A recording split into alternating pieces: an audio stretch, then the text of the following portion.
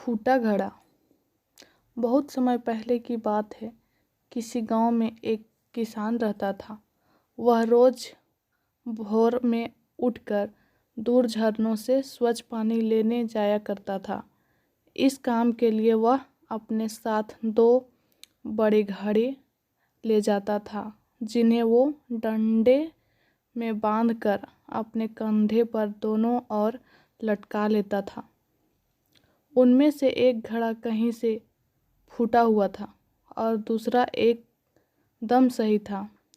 इस वजह से रोज घर पहुंचते पहुंचते किसान के पास 1.5 घड़ा पानी ही बच पाता था। ऐसा 2 सालों से चल रहा था। सही घड़े को इस बात का घमंड था कि वो पूरा का पूरा पानी घर पहुंचाता है और उसके अंदर कोई कमी नहीं है। वहीं दूसरी तरफ फूटा घड़ा इस बात से शर्मिंदा रहता था कि वो आधा पानी ही घर तक पहुंचा पाता है और किसान की मेहनत बेकार चली जाती है। फूटा घड़ा ये सब सोचकर बहुत परेशान रहने लगा और एक दिन उससे रहा नहीं गया। उसने किसान से कहा, मैं खुद पर शर्मिंदा हूँ और आपसे क्षमा मांगना चाहता हूँ। क्यों? किसान ने पूछा। तुम किस बात से शर्मिंदा हो? शायद आप नहीं जानते, पर मैं एक जगह से फूटा हुआ हूँ और पिछले 2 साल से मुझे जितना पानी घर पहुँचाना चाहिए था, बस उसका आधा ही पहुँचा पाता हूँ। मेरे अंदर ये बहुत बड़ी कमी है और इस वजह से आपकी मेहनत बर्बाद होती रही है। फूटे घड़े ने दुखी होते हुए कहा। किसान को घड़े की बात सुनकर थोड़ा दुख हुआ और वह बोला, कोई बात नहीं, मैं चाहता हूँ कि आज लौटते वक्त तुम रास्ते में पड़ने वाले सुंदर फूलों को देखो। घड़े ने वैसा ही किया। वह रास्ते भर सुंदर फूल को देखता आया। ऐसा करने से उसकी उदासी कुछ दूर हुई, पर घर पहुँचते पहुँचते फिर उसके अंदर से आधा पानी गिर चुका था। वो मायूस हो गया और किसान से क्षमा मांगने लगा।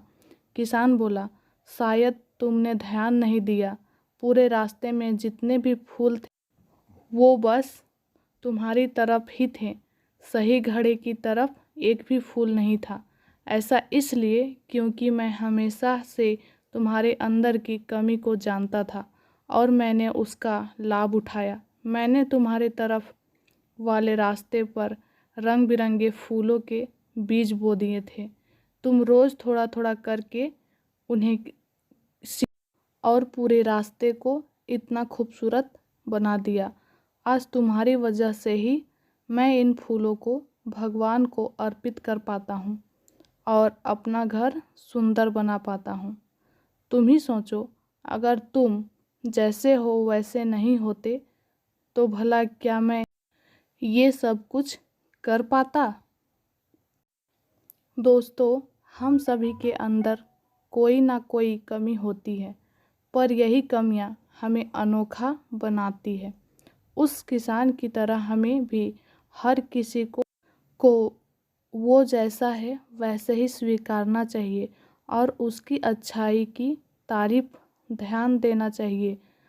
और जब हम ऐसा करेंगे तब फूटा घड़ा भी अच्छे घड़े से मूल्यवान हो जाएगा।